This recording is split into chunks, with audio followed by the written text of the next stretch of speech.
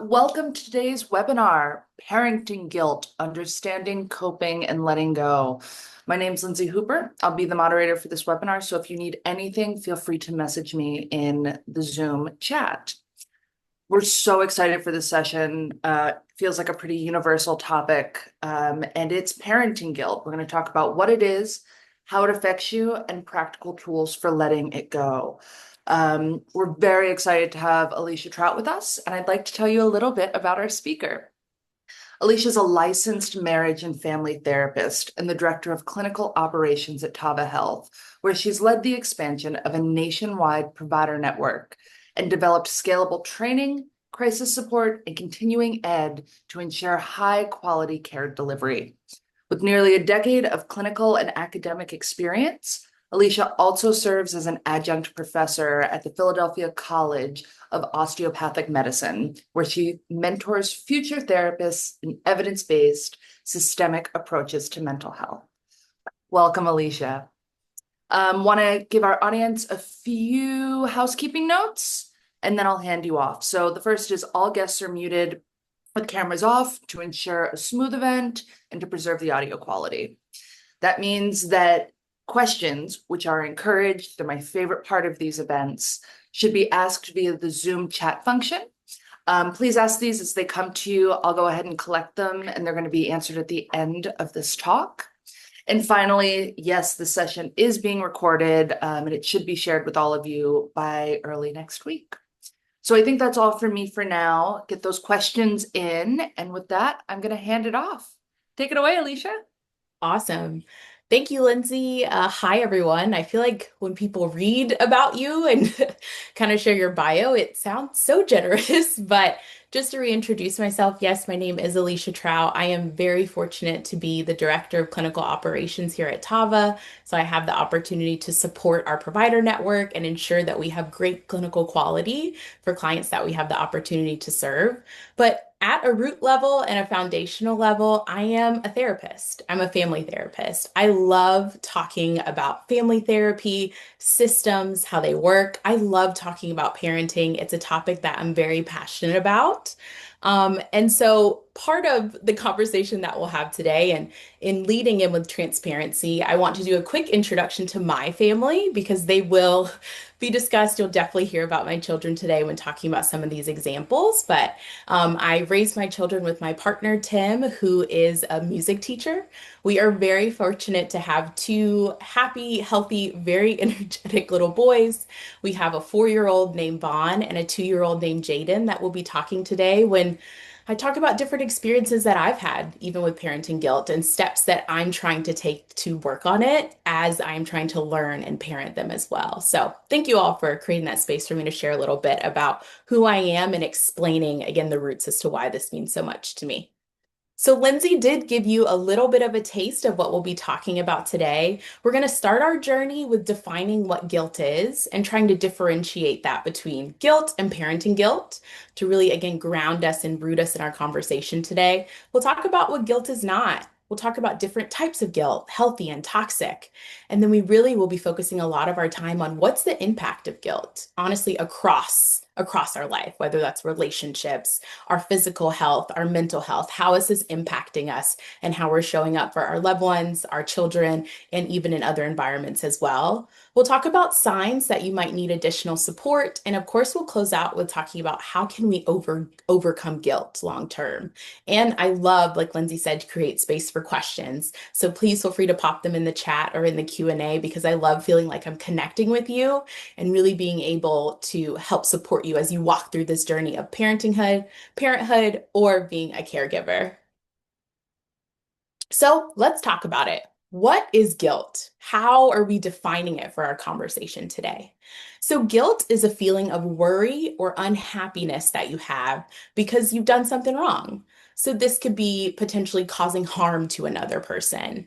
And so, guilt is something that's a normal response and something that's naturally occurring just throughout our lives. What's interesting and research shows that children actually develop guilt and what that kind of means around the ages of 3 to 5. So, kind of those years of potentially being introduced to preschool, pre-K, kindergarten, because around that age, our brains are starting to understand that other people have thoughts. Other people have thoughts, feelings, and they have perspectives that are different from my own. And so around that age, I'm also able to understand that there are rules and social expectations, and I can recognize when I've broken some of those rules. So again, guilt is something that we work through throughout our life. It doesn't have to be stagnant, and it can be something that can be characterized by potentially having mental replays of something that we've done that can be associated with guilt or rumination, as we talk about. And it also can feel a little similar to anxiety. So some of that fear and that worry can be associated with guilt. So that can look like tightness and potential pressure in our body, stomach discomfort or stomach aches that we might hear, a faster heartbeat, and potentially experiencing some shallow and quick breathing. So let's build on this definition, like a pretty basic definition of guilt. And I would love it if we could talk about now what's parenting guilt. So, parenting guilt specifically is a feeling of self-blame or inadequacy in response to perceived parenting shortcomings. I like to double click on that word perceived because a lot of what we talk about today has to do with our perspective of what our expectations are and our perspective of who we think we should be as a parent, or really what a parent is. So, with parenting guilt, I'm describing a feeling that I've fallen short of those perceived expectations that I have. These expectations can be developed through my culture, my family of origin, society at large. But again, it's all about how I perceive who I should be as a parent. And so some of the underlying drivers of parenting guilt can be unrealistic standards of what good parenting should be. It could also be cultural norms that maybe don't align with who we are and how we choose to parent. It can also be rooted in comparison and the pressure or that feeling to do it perfectly. So let's go through some examples of parenting guilt to really highlight this definition that we're talking about today. So, an example, that classic struggle of work-life balance. As a caregiver, we all know what that can feel like, to feel that we're being pulled in different directions depending on what's happening at that week. So, feeling that struggle could look like maybe we're missing our bedtime routine with our child that week because we have extra projects at work that we need to dedicate our time to. Or, and vice versa, maybe we're having a really hard week at home. We've got sick kids, and that means we're staying up late. And so at work, I might not be showing up as my best self, and I could be feeling bad about that. I could feel like I'm letting my team down. And so in that way, I could be feeling guilt on both ends as well. Another example, which commonly happens, can be comparing ourselves to other parents. And that could be parents that we know, maybe they're in our family, in our friend group, or that could be parents that we've never met before. Maybe it's people that we follow on social media. I mean, if we think about an example of maybe comparison and how that can lead to guilt within our friend group, maybe our children are all around the same age, and we have one child who is excelling at reading. And we're thinking to ourselves, oh man, my child doesn't know sight words yet. We're not there yet. We can write our name and we can write letters, but wow, we're not at that stage of reading. Am I falling behind? Am I a bad parent? Am I doing something wrong? So in that moment, I could potentially start to feel some parenting guilt because I'm trying to compare myself and my child to their friend. Also, an example of parenting guilt can be feeling like we're not spending enough time or even being present enough with our children and with our families. So maybe we're just kind of having a week where we're checked out emotionally, we're exhausted. So maybe that means an increase in screen time. We aren't engaging in special playtime like we typically do. And that might bring up some feelings of guilt for us. We're trying to combat our own fatigue, but we could still feel guilty in that moment as well because we're not being present enough. Another pretty common source of parenting guilt can be yelling or if discipline didn't go the way that we want to. As much as we try so hard, and at least in my house, we say stop and think or stop and breathe, we try to do that, right? But it's just not going to happen every time. So let's talk about, of course, in our conversation today, how can we move through those moments when we might not be showing up the way that we expect to? So I want to start with saying what parenting guilt is not, because I think that that can relieve some pressure that we might feel when it comes to perfectionism in parenting. And like, if I decide to label that I am experiencing parenting guilt, what that does not mean about you as an individual or a parent. So parenting guilt is not proof that you are a bad parent. I'm going to repeat that again. Parenting guilt is not proof that you're a bad parent. Parenting guilt is normal. It's a part of our experience of parenting. Same thing as stress with parenting. It's something that's going to happen. What guilt actually shows us, though, is that we're aware of our impact on our child. It's a sign of reflection and a sign that we want to repair, not of incompetence. Parenting guilt is also not a sign of failure. It's truly a sign that we care. I mean, the fact that we even notice and care about our actions means that we're invested in our child's well-being. We want better for them. Parenting guilt is also not the truth.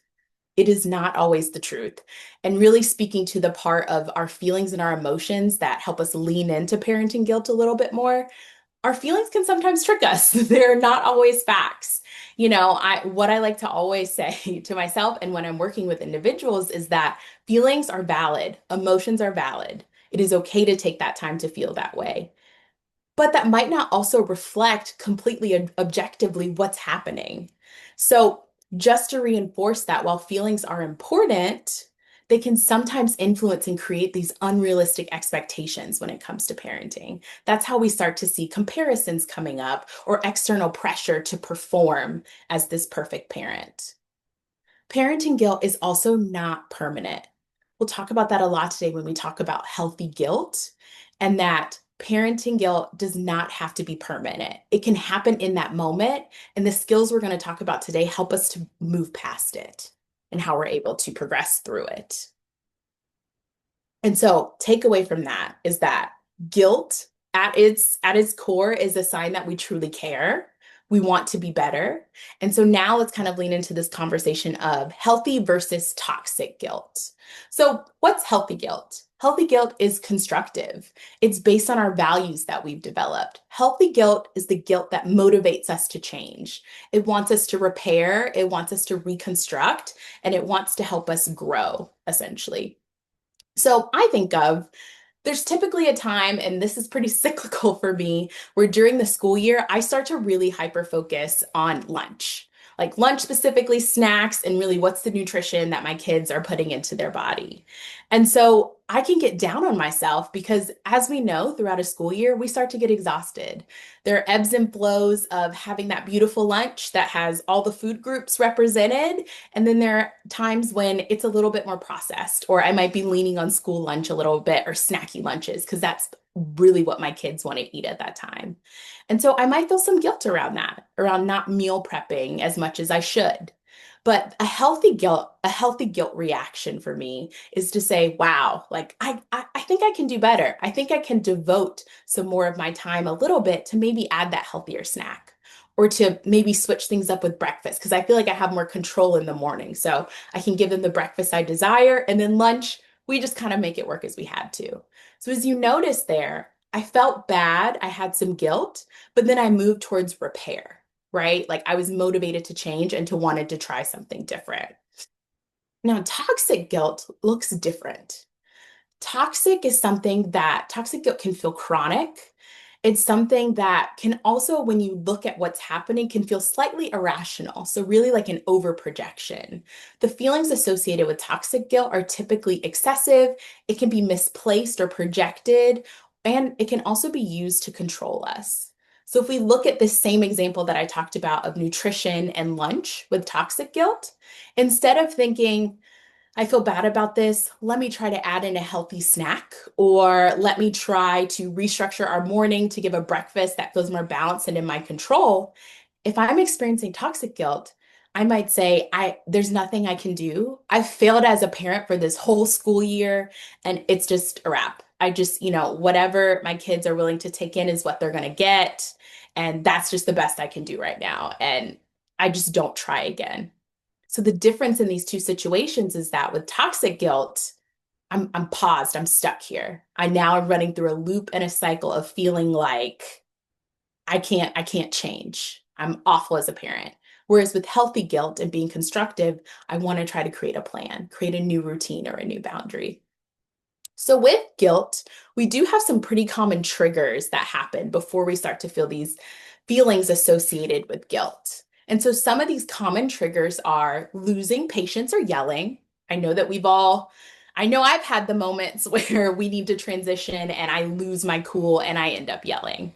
Another common trigger is not being available. So feeling like I'm not present emotionally or physically for my child. I'm touched out for the day, I'm touched out for the week, and then feeling bad about needing to set that boundary for myself. Comparing myself to other perfect parents.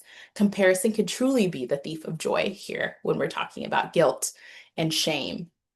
Also, feeling like I'm failing to meet expectations, but you see how we bolded unrealistic expectations. Unrealistic expectations. This can lead to feelings of guilt and shame. And then also when we take on too much of that responsibility for our child's struggles, which we'll talk about because it's one thing to sit with our child, to be present with them and empathic and try to understand what's happening for them.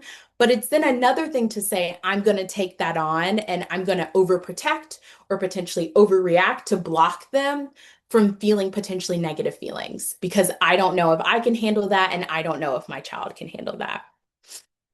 So let's go through and look at some more examples of healthy guilt and toxic guilt. And as we go through those, we're going to try to name the situation potentially that triggered it.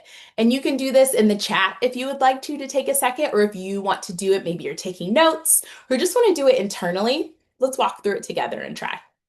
So in this example, it says that you snapped at your child during a stressful day and you feel bad about it. Well, maybe a trigger could be that you lost your patience, right? From the common triggers that we just talked about. So I lost my patience. I feel upset that I did this. And you know what? This guilt is motivating me to want to apologize. And it's also motivating me to want to make a change. How can I try to manage my stress better so that I can handle these situations when my child is potentially acting out and I've had a stressful day? Another example, you forgot a commitment you made with your child and you feel guilty.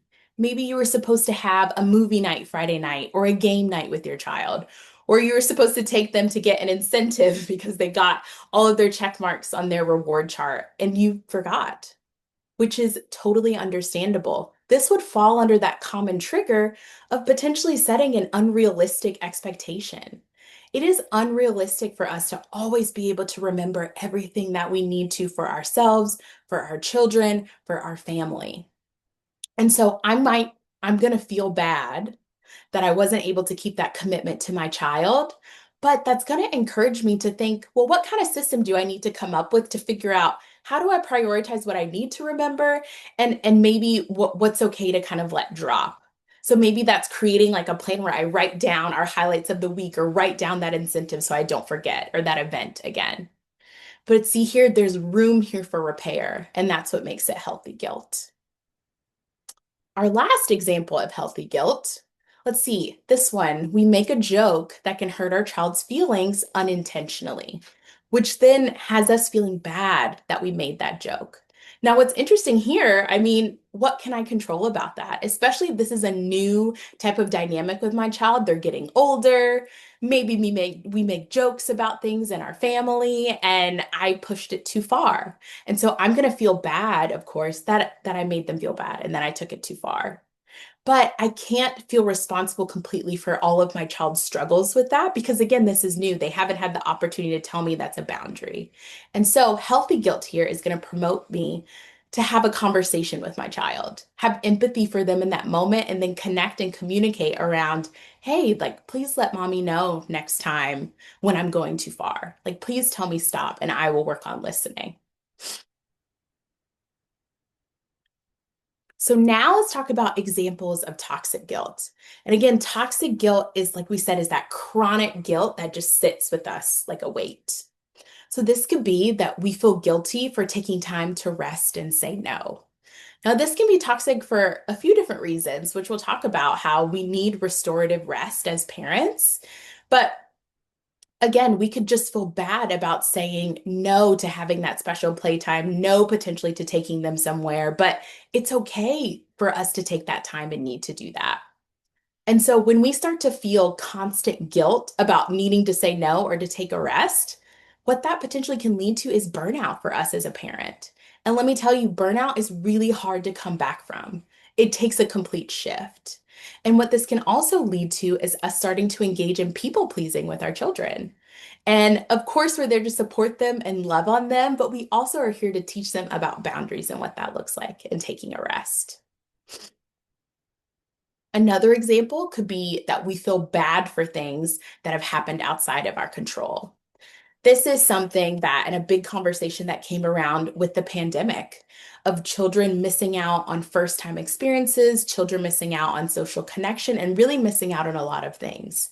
And of course, as a parent, there are aspects of guilt that we feel and that I've felt around that. But it's also remembering that I also can't control what happened there. And so it takes this shift of, well, what can I control within it? That's how I would transition to healthy guilt here. Like, what's something that I can control? Maybe some sort of safe, like social outing here. But just to highlight in this example that there's misplaced guilt and it's not tied to something that we can control or change. And then our last example of toxic guilt is us feeling responsible for our child's mistakes. I'm sure we've all had experiences of being out in public with our children, and they aren't necessarily acting the way that we've talked about at home. So maybe they knock something over in a store, they bump into someone, and that other person is really upset. We can feel really bad about that and take that on, right? That's totally normal to do that. But then if we start to notice that we avoid social outings or we avoid going outside or to gatherings because we're afraid that's going to continue to happen, and how that makes me look as a parent, that's where we're leaning into toxic guilt. That's where we're not teaching our child that mistakes are okay and how to then move forward with them.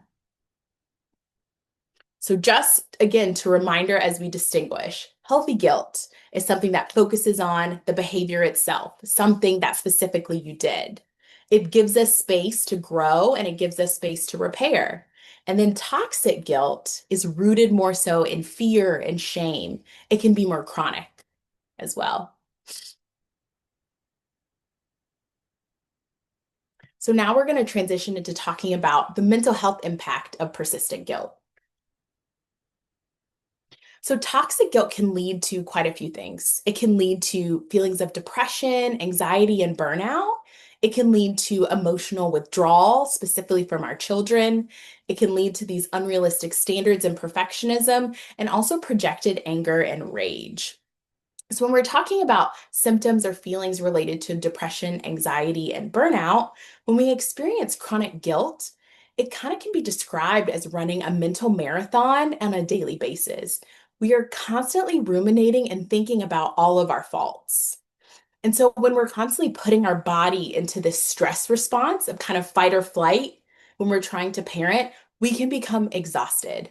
This can affect how we feel about ourselves. It can affect how we're able to give ourselves self-compassion, and it can lead to these feelings of fear and worry about different situations and how we might be as a parent and how our child might be in that situation. And so toxic guilt can then lead to some of these feelings and experiences.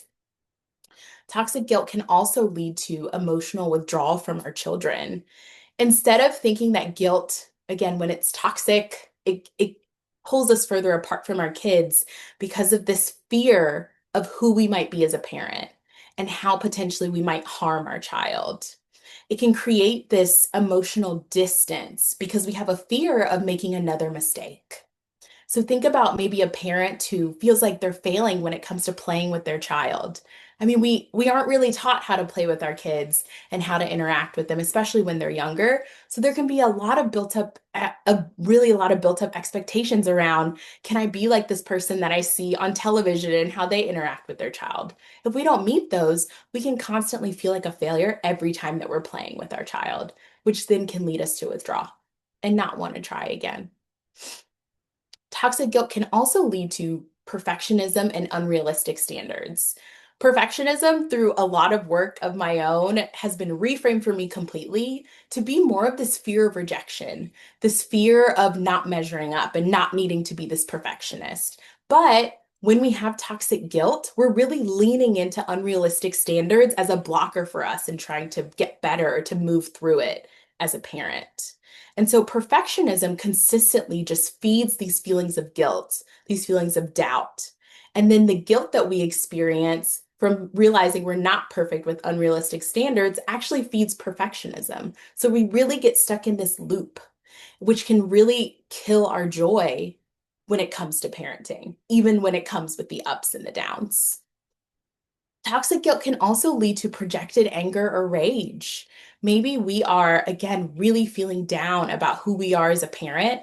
Instead of expressing that as sadness or it coming out as being anxious, it can come out as rage. And that projected rage could be projected onto our partner, it could be to our co parent, our family member, sometimes even our child. And so instead of addressing that root cause of, I am feeling like not a great parent, I'm then coming out with, I'm upset with my partner because they didn't help me in this expected way, because that feels safer for us to be able to experience it and express it that way instead of being really willing to look inside and do more work.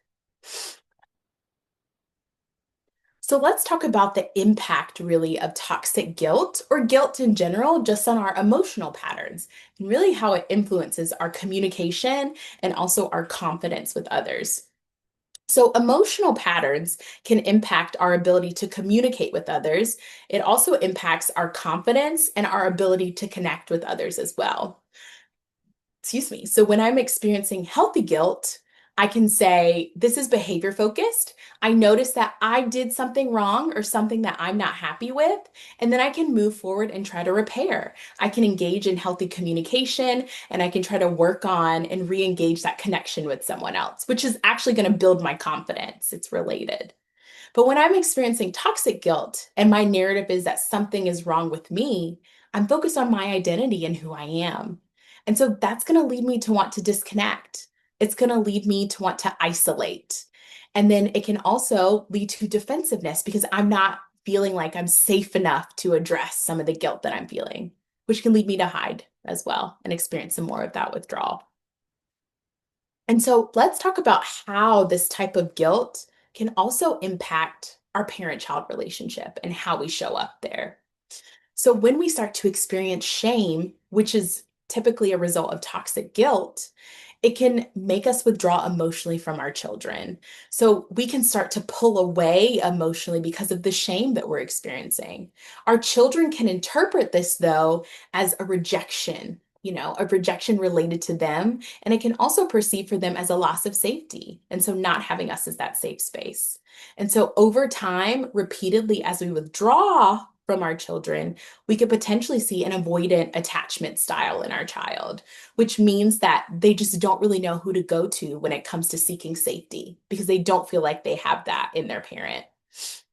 When shame is unaddressed, it can also trigger defensiveness and overcompensation. We can definitely see those two extremes. And so, defensiveness for us may look like dismissing our child's feelings. Maybe if they're coming to us because they're upset, we could be saying, stop crying. You're fine. You're fine. Let's keep on moving. We don't have time for this because we don't feel like we have the capacity to be able to be there with them, or we can't fix what's happening. It could also look like then on the other side, overcompensating for our child. It looks like giving in too easily or people pleasing with them.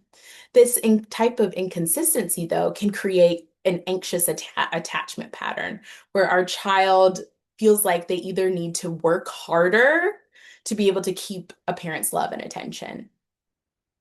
When shame is unaddressed, it can also cause a fear of not being good enough also for us as parents. So we constantly might be doubting ourselves and our abilities. We're overly focused on preventing mistakes instead of trying to connect in the moment. Because once we're at that point with a fear of not being good enough, a mistake is just going to reinforce what I already feel. And so, what can I do to prevent that from even happening in the first place? And then when shame is unaddressed, it can also lead to inconsistent or anxious parenting, which is going to be the opposite of what we want, which is a secure attachment or a secure parenting style. So when we're driven by guilt and when we're driven by shame with parenting, we can also see these kind of swings between withdrawal from our child and overindulgence, which again can create that anxious attachment style. So let's talk about the cycle of guilt, shame, and parenting and what that can look like. So we have a child misbehaves, which then can lead to a parent reacting imperfectly and feeling guilt. This guilt can turn into shame, so feeling like I'm failing, I'm not good enough. And then we have parents who might start to either disconnect or overcorrect to prevent it from happening again. We have a child who then is going to feel confused or unsafe. And then that behavior is going to continue, which is just going to start again with the child misbehaving and then falling into this cycle. So let's think of an example of maybe you have a child and you're getting close to that bedtime routine and you need the television to be turned off. And you know what? Your child is like, I'm not turning this thing off. I want to sit here. I want to have my TV time. I deserve some extra time. This is what we're doing. And so, because you turn the TV off and say it's time for bed, your child is then going to potentially misbehave, right? They're going to have that temper tantrum. That then, depending on my tolerance and level, might lead me to yell and say, you have to go to bed. And maybe I completely skip bedtime routine of cuddles, kisses, because I'm really upset that they didn't listen to me in that moment. Well, if I take the route of potentially experiencing some toxic guilt and feeling like just really ashamed, one, that my child is not listening to me the moment that I told them to, two, that they're watching extra TV, so that makes me feel like a bad parent because I'm thinking of comparison, then that's going to lead me to start feeling some shame and to feel like I'm failing as a parent. So then I'm going to go to step four, and instead of disconnecting, I can overcorrect. And this is based on a true story to where you could then turn into a complete technology cleanse in your house of saying, we're not watching TV, there won't be any devices, we're just going to focus on arts and crafts and doing workbooks and things like that. Well, now my child, who is accustomed to typically watching TV as part of their routine, having a sound machine at night for music and things like that, feels completely confused and like, what's going on with my routine? The behavior is going to continue though, because I've completely yanked TV away. I didn't do it slowly, I overcompensated. And then we're going to continue in this battle because I'm too afraid to address that behavior. I'm too afraid to correct it because I feel like I'm failing in their shame. So now let's talk about how we break the cycle that we just talked about above, of where we're just leaning into our shame and how it continues to reinforce potentially some problem behaviors. Well, the first thing that we could do is actually pause and name what we're feeling. So, what we can do in that moment is take a breath. And these are two great questions to ask yourself after you start to feel that guilt is, am I feeling guilt, which is about something I did? Or is it shame, which is about who I am? And so I'm going to repeat that again. Am I feeling guilt, which is about something I did? So it's about an action or a behavior. Or am I feeling shame, which is about who I am? So because I'm able to name and distinguish this, it kind of takes some of that power away from this guilt that I'm experiencing. It can help me to be a guide. Whereas if I do identify in that moment that it's shame, then maybe I want to lean into compassion. So then we also would want to use guilt again to help us repair. And if we're noticing that it's shame when we answered that question, we want to be able to challenge it with compassion. So if we notice that it's guilt, let's use it constructively. Let's maybe apologize if we yelled. Let's talk about a new routine or a new practice that we want to start in our house. And if it's shame, let's think about what would we tell a friend who came to us who is upset about a similar situation? We would sit with them, we would tell them that it's okay, and we would tell them that they're not a bad parent. So we would want to practice that with ourselves and being able to show compassion if we're experiencing shame. Also, to break the cycle, we want to focus on the behavior. Because remember, if we're focusing on the behavior, that feels more controllable. Again, there's room for repair and reconstruction. So instead of saying, I'm a terrible parent, we can instead say, I didn't handle that moment how I wanted. So then I'm focused on the behavior that happened in that moment and not who I am as a personal attribute. We also want to normalize imperfection. It's okay to not be perfect, and being a good enough parent is actually what my child needs. That's what's better for them in their development, to see me make mistakes, to show them how to repair. And then also to break the cycle, we want to model apologies when we know that we have messed up. Our household is very open to apologizing to each other to show that reciprocity because I want to be able to teach my kids how to emotionally recover as well. Let's talk about how healthy guilt and kind of building on that helps to strengthen our relationships. So, when we're able to process guilt well, we can encourage accountability across your household. So, not only does it encourage us to be accountable as parents, but it's also then showing our kids what it means to be accountable for our feelings and what it means to be accountable if a mistake happens. Because you know what? A mistake is going to happen, but what matters is how we would respond after that. So, with our child, let's say that we got into some yelling earlier, we could apologize and say, I'm sorry that I yelled earlier. Maybe we could say, I was feeling stressed, but that's not an excuse. And now I'm showing my child that I know how to apologize to them when I know that I've done something wrong to harm them.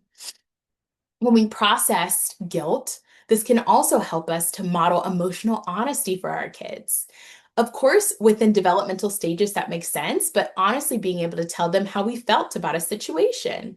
And so being able to name, hey, I was angry back there. I needed to be able to take that break. Thank you for giving me the space to do that. Being able to say that to our child. Also, healthy guilt can help us rebuild trust and safety. When we're using a sincere apology, when we're engaging in emotional accountability and modeling emotional honesty, that's going to help to rebuild trust after that moment where that child might have been upset with how we reacted. It's also going to continue to reinforce the safety that we would hope for in our relationships. And then it's also going to teach our children empathy and boundaries. So it's going to teach them to try to understand, okay, like mommy was upset and this was the reaction. Then it can also help in setting boundaries for the future as well, which helps to keep us accountable. So let's talk about phrases because we just talked really quickly about how healthy guilt can help us, especially as we progress through that process. But here's some phrases if you're wondering, well, what do I say in those moments? We could say something like, I was feeling overwhelmed and I didn't mean to take it out on you. Again, that's taking accountability and saying, this is how I felt. I did not mean for it to have that effect. We can also say, I make mistakes too. Let's talk about it. This is opening that door to try to rebuild that trust and that safety with your child. Saying, you didn't do anything wrong. I just had a hard day. Again, that's being able to take accountability to say, hey, it wasn't you. It was actually me. It was part of my day. Focusing on that action and saying thank you for being patient with me. I love being able to give kids that labeled praise associated, especially when it comes with empathy and letting them know that they're on the right path as well to being able to do that. So, again, just to reinforce that when we're able to transform our guilt into growth, we're able to teach our children as well how to be resilient, how to be safe, and also how to trust us. So now we're going to go into how do we cope with parenting guilt? Because, like sometimes we get stuck in this phase of toxic guilt. And so it's important to be able to talk about how can I cope if I'm experiencing parenting guilt, especially if it's lasting a little longer than I had hoped beyond a moment. So to start, we can name the guilt. Let's identify the root cause of what's happening and what are the triggers. So the best time to do this is to start to slow down. Maybe after that stressful moment happened, you've been able to either go to a separate space to take a break, or maybe your child, you're doing some co-regulation where you're both kind of taking a time in together, but starting to think like, okay, what am I feeling in this moment? Why am I feeling this way? Is this guilt about something I did in the moment? Or actually, am I just like playing a narrative of a bigger belief that I hold about myself and as a parent? So when I'm able to name it, it reduces the power. It moves it from this swirl, this rumination and replay in my head into something I can actually work with. I can create a plan surrounding this, and I can work towards being able to break this guilt shame cycle. After being able to name the guilt, we want a reality check, right? So if you all are into CBT or know about this, this could be related to putting our thoughts on trial or kind of doing some reality testing here. But I want to be able to ask myself, would I expect another loving parent to meet the same standard every time? Would I expect maybe one of my friends who I know is an amazing parent to be able to meet this same standard and expectation all the time? That answer is probably going to be no. I probably wouldn't expect them. I probably give them a ton of grace. I should probably give myself that same grace.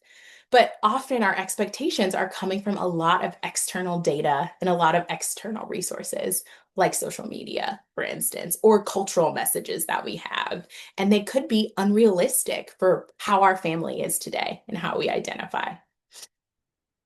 We also then, after being able to name our guilt and kind of reality check and kind of test out if something makes sense or is true, we then want to practice self-compassion. We want to use that same tone that we would use with our child if they made a similar mistake, or if our friend came to us and said that they made a similar mistake. I mean, what kind of tone would you use with your child if they made a mistake? I'm guessing that we probably wouldn't be upset with them. We would understand that they're still learning and we would show them that empathy and that warmth that they need and talk about how they can repair. And then the last step with the evidence-based strategy for this slide is repair and not ruminating. So, of course, apologizing when we need to, and then being able to move on from it and not constantly replay what's happening. So maybe that means giving a heartfelt, like verbal apology and explaining this is how I felt in that moment to understand, and then recognizing it's okay to move forward after that as well. And it's also okay if your child either isn't ready to accept your apology or is still upset. That fits into that. I can't fix that struggle for them. I've apologized and I can sit with them, but that doesn't mean I need to keep on apologizing, buying a gift, doing this, and kind of overcompensating at that moment. Our last two evidence-based strategies are really a power in reframing. So being able to reframe the mistakes that I have, the mistakes that led to this guilt that I'm feeling as growth moments for myself. So being able to say, well, what can I learn from this mistake? How can I grow from this? Or what would I like to do differently or see differently? Instead of thinking, well, what's wrong with me? So when we're able to reframe and give ourselves grace for being dysregulated or making mistakes, we're able to focus on the growth. And again, and to normalize in that as parents, we will be dysregulated at times. We're not always going to be balanced. We're not always going to be in this calm state, but it's about what we do after that and how we decide to show our kids, how we decide to repair. And then a big piece of this and the last part is to limit comparisons and realizing that social media is not reality. I mean, it's a really cool highlight reel of someone's life, and I'm sure most of the great things they're doing and all the experiences, but it's not realistic for all of us all the time on a daily basis. And so, in these moments when we're starting to compare, let's focus and reframe on instead, how can I find support somewhere? How can I reach out to a friend maybe who's a parent? Or maybe I have a great an actual group that I'm a part of, like a community that I can talk to help me to limit some of the comparison that I'm experiencing as a parent. So, I want to take us through really quick, just like a mini exercise for us to try to practice going from guilt to growth. So, I want you to think of a time and to recall a recent parenting moment that brought up guilt for you. So, take the time to think of maybe a parenting moment that brought up recent guilt for you. And this can be an internal practice, an internal exercise.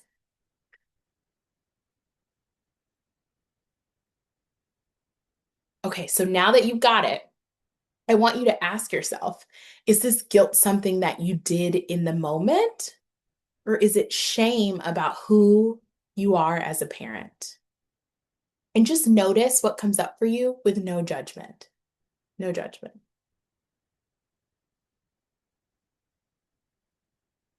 Now ask yourself, would I expect another loving human parent to meet the same standard every single time? Would I expect that of them? If the answer is no, how about you loosen that guilt grip just a little? Loosen it. Now imagine that your child comes to you with the same mistake. What tone would you use? What words would you choose? And now say these words to yourself now. You could say them quietly or in your head.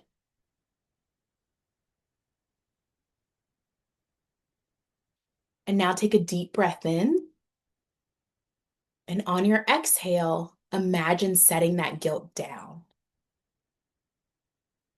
Now you've learned from it, and now you're ready to move forward.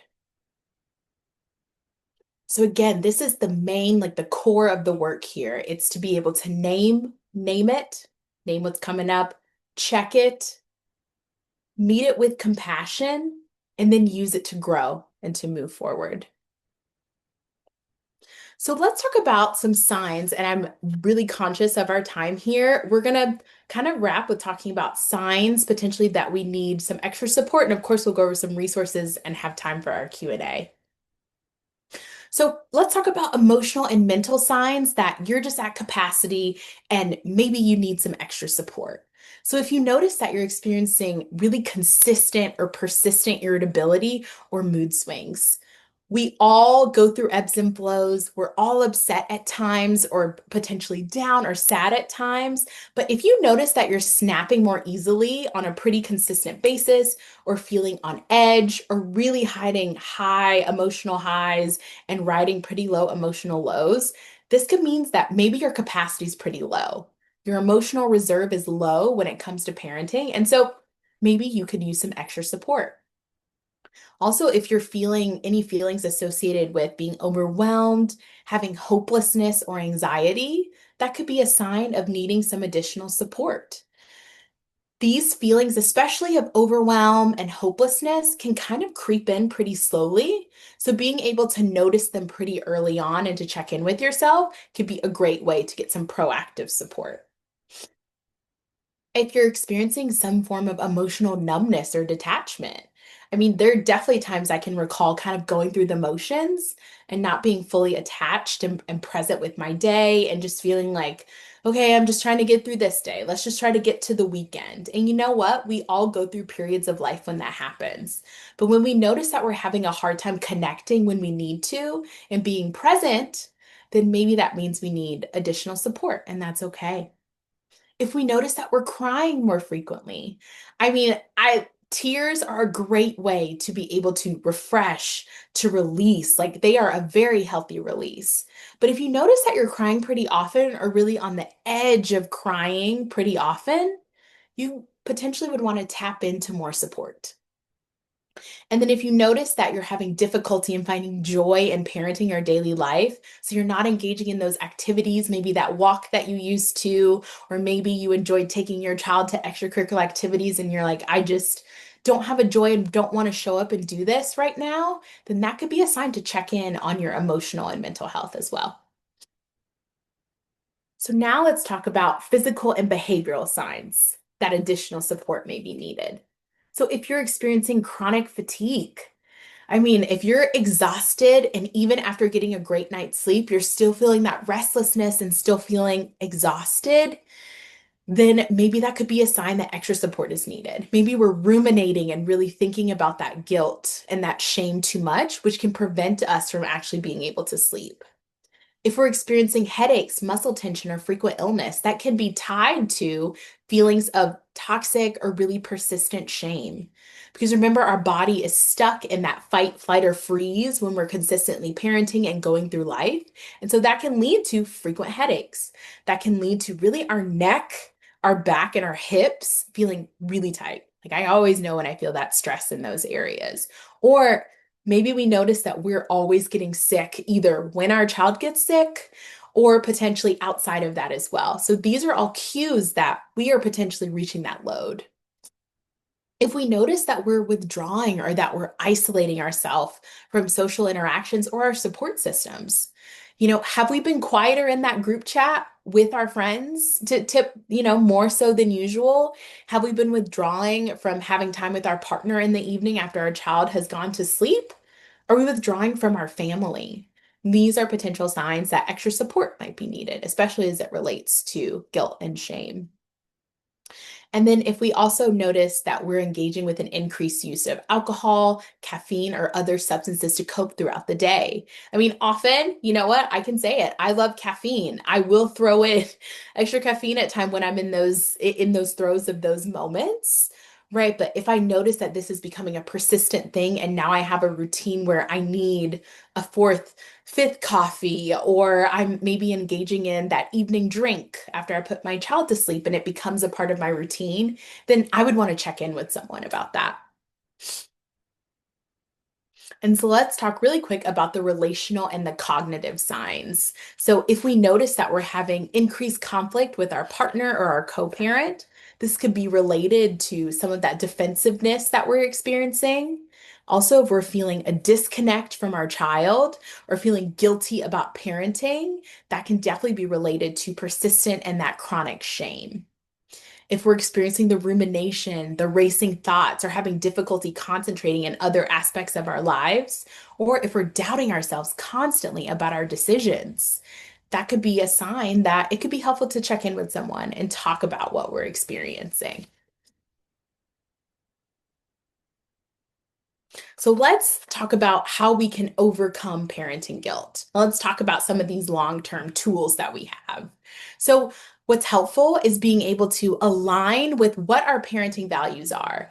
And I'm emphasizing our own parenting values. So of course, taking pieces from our family of origin, our partner or our partner's families of origin, but recognizing what is it that I believe about parenting? And this matters because, again, we know that guilt is perceived as really tied to our perception of what parenting should be. So, something that can help is trying to think about and maybe write down what are three core values that I hold true as a parent. So, something that I value as a parent is patience. And so that's kind of my barometer for me of, okay, like I'm trying to be as patient as I can. And I say that to myself at night. I'm like, tomorrow, Alicia, we're going to do a little bit better with the patience as it comes to parenting. Also, something else we can do is getting support for deeper emotional wounds. Maybe we've tried all these steps, we've tried to break the cycle, we've tried naming it, we're focusing on our own parenting values, and our early childhood creeps up on us, and that happens. And so, as we're trying to parent through sometimes some of the adverse experiences that we had in childhood, this chronic guilt and shame can become pretty persistent, especially if we're not able to talk to someone about it. And this is where therapy can be really helpful to help us unpack some of those early life experiences. And it can also help us tap into then how do I want to build my values based on those experiences that I had. Parental coaching can be helpful too. So there are lots of ways that we can tap in and say, how can I conquer some of these deeper emotional wounds that are affecting how I show up as a parent today? And then another way we can overcome parenting guilt is by normalizing the idea by Donald Winnicott of good enough parenting. Many studies show children do not need perfect parents. They do not thrive in that environment. They need good enough parents who are willing to make mistakes, who are willing to talk to them about those mistakes, and to learn honestly with their child as they develop as well, and that willingness to repair. And so, long term tools that we can always lead into healing and growth to keep us healthy as a parent, building a village. We hear that phrase so much when we have kids, right? It's like it takes a village.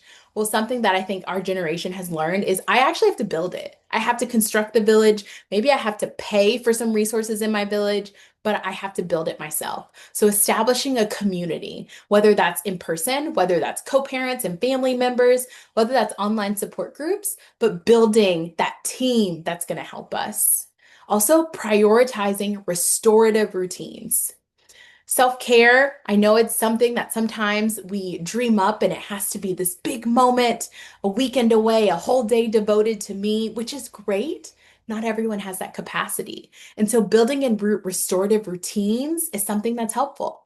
Maybe it's 5 minutes a day, whether that's in the morning, maybe before our kids wake up, or saying in the evening, that's my time for me. But building in small little pockets of time where I'm just focusing on myself and doing things that help to keep me balanced. Because when I'm balanced and regulated, I can have a more regulated home. I can control that emotional temperature in my house. And then also being able to affirm and track my growth. So, this is where journaling can be really important.